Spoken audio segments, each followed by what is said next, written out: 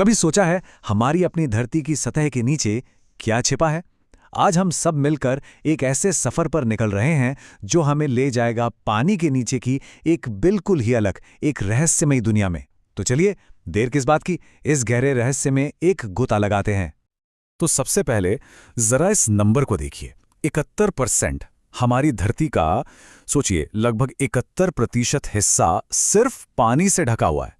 मतलब इतना विशाल है ये कि इसकी सही से कल्पना करना भी सच कहूं तो बहुत मुश्किल है।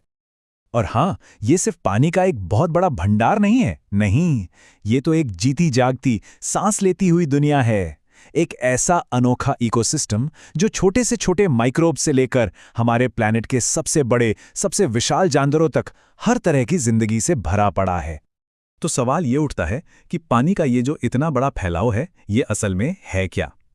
इसे समझने के लिए ज्योग्राफर्स ने इसे 5 बड़े महासागरों में बांटा है। आइए एक नज़र डालते हैं कि ये कौन कौन से हैं। ये हैं Pacific ocean, Atlantic ocean, Indian ocean, southern ocean और आर्कटिक ओशन। अब देखिए, इनके नाम भले ही अलग अलग हों, पर एक मज़ेदार बात यह है कि ये सब के सब एक दूसरे से जुड़े हुए हैं और सब मिलकर हमारे प्लैनेट के क्लाइमेट और यहाँ की जिंदगी को कंट्रोल करते हैं। ओके, तो अब हम सतह से नीचे उतरने वाले हैं, गहराइयों की ओर। देखिए, महासागर सिर्फ पानी का एक ढेर नहीं है, ये तो कई लेयर्स, कई परतों में बटा हुआ है और हर परत अपने आप में एक अलग ही दुनिया है। तो चलिए, इस सफर में अब और आगे बढ़ते हैं। हमारा ये सफर सतह से शुरू होगा और हम जाएंगे सबसे गहरी खाई तक, कई अलग अलग परतों से होते हुए। शुरुआत होगी सनलाइट जोन से और हम पहुंचेंगे हेडल जोन की गहराइयों तक। और यकीन मानिए, हर परत में एक अनोखा रहस्य छिपा है। तो हमारी यात्रा की शुरुआत होती है सनलाइट जोन से।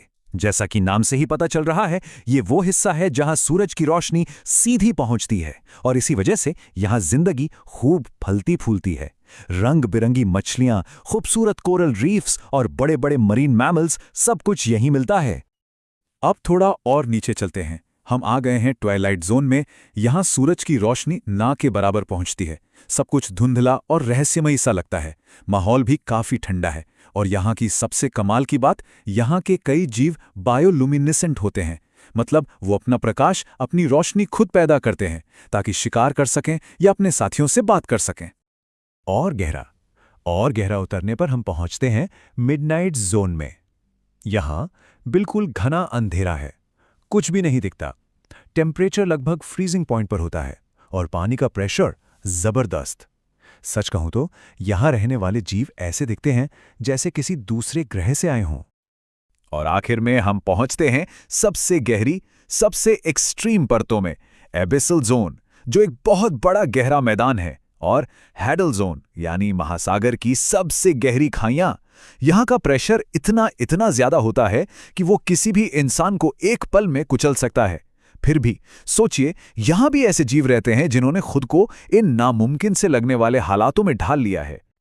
तो हमने परतों के बारे में तो जान लिया, अब जरा उन कमाल के जीवों पर ध्यान देते हैं जो इन गहराइयों में रहते हैं। ये जानना कि जिंदगी ने खुद को इतने अलग अलग हालातों में कैसे ढाला है, सच में बहुत दिलचस्प है।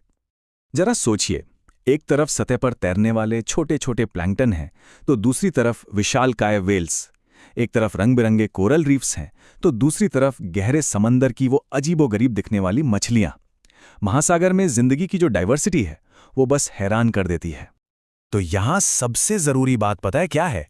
वो ये कि हर एक जीव ने अपने खास माहौल में जिंदा रहने के लिए खुद को ढाला है, खुद को विकसित किया है।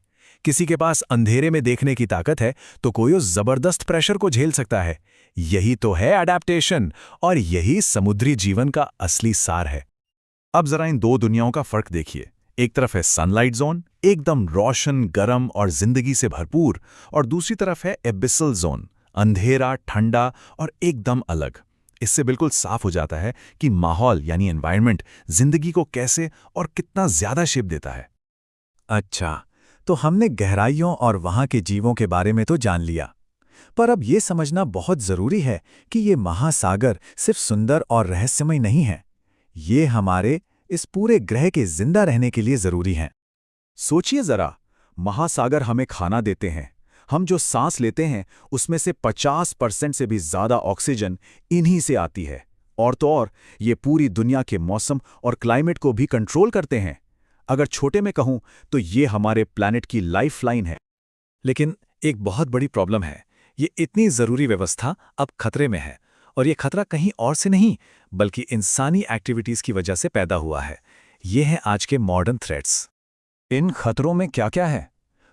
इसमें फैक्ट्रियों और शहरों से निकलने वाला पॉल्यूशन है, समंदर में फेंका जाने वाला टन का टन प्लास्टिक का कचरा है, और हाँ, ग्लोबल वार्मिंग जो पानी का टेम्परेचर लगातार बढ़ा रही है और पूरे के पूरे मरीन इकोसिस्टम को तबाह कर रही है।